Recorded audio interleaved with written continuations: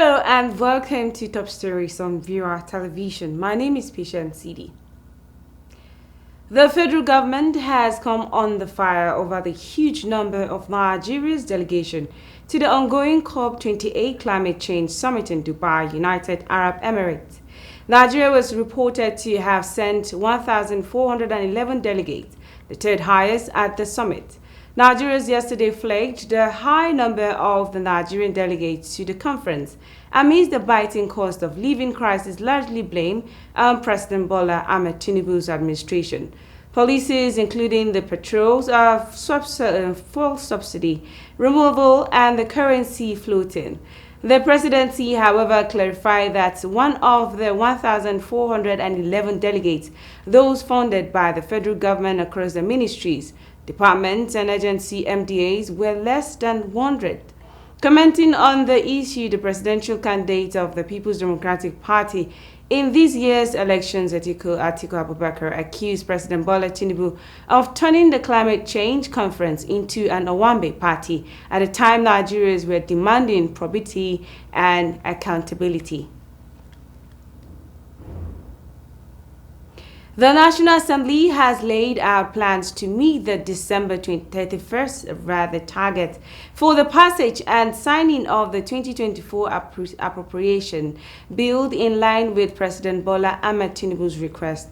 President Tinubu, while presenting the bill and laying the budget on Wednesday, urged the lawmakers to give it speedy passage to ensure the continuation of the January to December financial cycle. Ministers, heads of departments and agencies, security chiefs, and chief executive officers of institutions to which funding is appropriated have been summoned by the lawmakers for a palaver on how to achieve the target. The meeting will set the template for the process to pass the 27 million or trillion naira budget of revenue hope. The migration of doctors and other health workers to other countries is taking a toll on hospitals across the country as the institutions have reduced the number of their outpatients and surgeries due to a shortage of manpower. The Newsman investigation on Sunday showed that almost all the health institutions were battling with the shortage as they could not cope with the high number of patients who thronged the government hospitals, which were affordable compared with the private ones. The chairman of the House of Representatives Committee on Health had on Wednesday raised the alarm that not less than 5 wards with about 150 beds had been closed down at the Lagos University Teaching Hospital Idi Araba due to the shortage of health workers. The chairman of the committee, Dr. Amos Mogaji, said the 5 wards had to be shut because there were no workers to operate them, despite the large number of patients received at the institutions daily.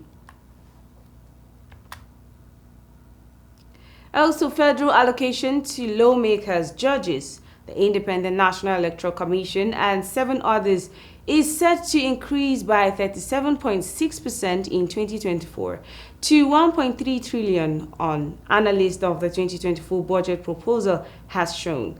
This is as the federal government increased statutory transfer from 985,000 billion naira in 2023 to 1.3 trillion naira in 2024.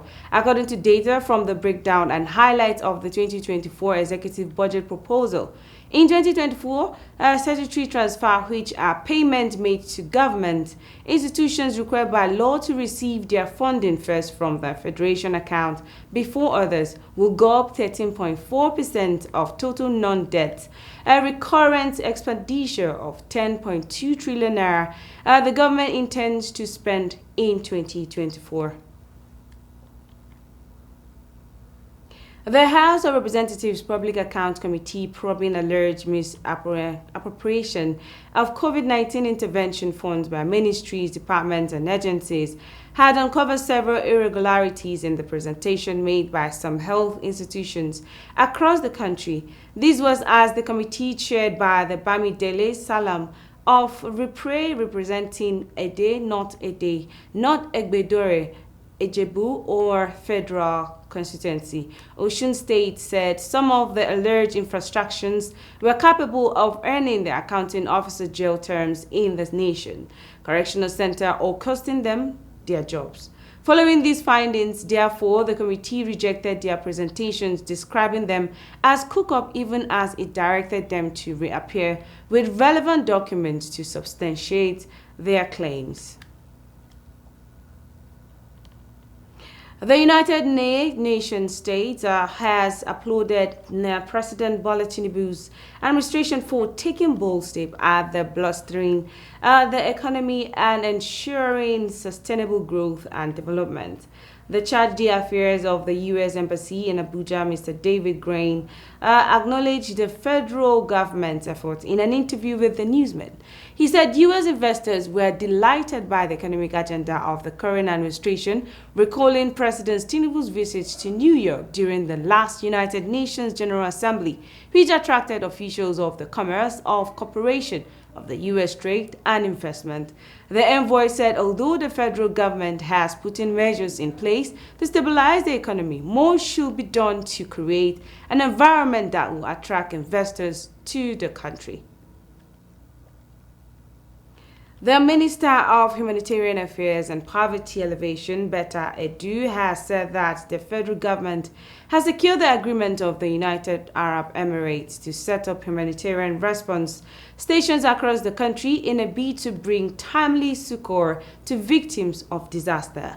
While disclosing this to State House reporters in Dubai, UAE, after her interaction with officials of the Emirati government at the ongoing United Nations Climate Change Conference, she said Nigeria sought the assistance of the UAE to tackle humanitarian crises arising from insurgency, particularly in the northeast, as well as to the end the endemic poverty in such parts of the country. Edu stated that the UAE Red Crescent, which was equivalent to the Red Cross, was now ready to build a more resilient humanitarian response system across the country. Also, the All Progressive Congress has won all 38 chairmanship and 177 councillorship seats across the local government and local council development area of the state.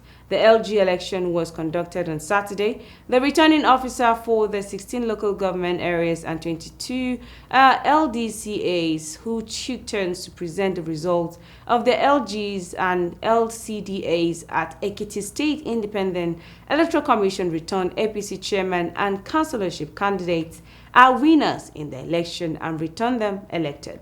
The chairman also said Justice Cornelius Akintayo lauded the Ekiti people for the peaceful atmosphere under which the elections were conducted. And that's how much we can take on Top Stories today. My name is Patience Sidi, and thanks for watching. Do stay tuned and enjoy the rest of our programs.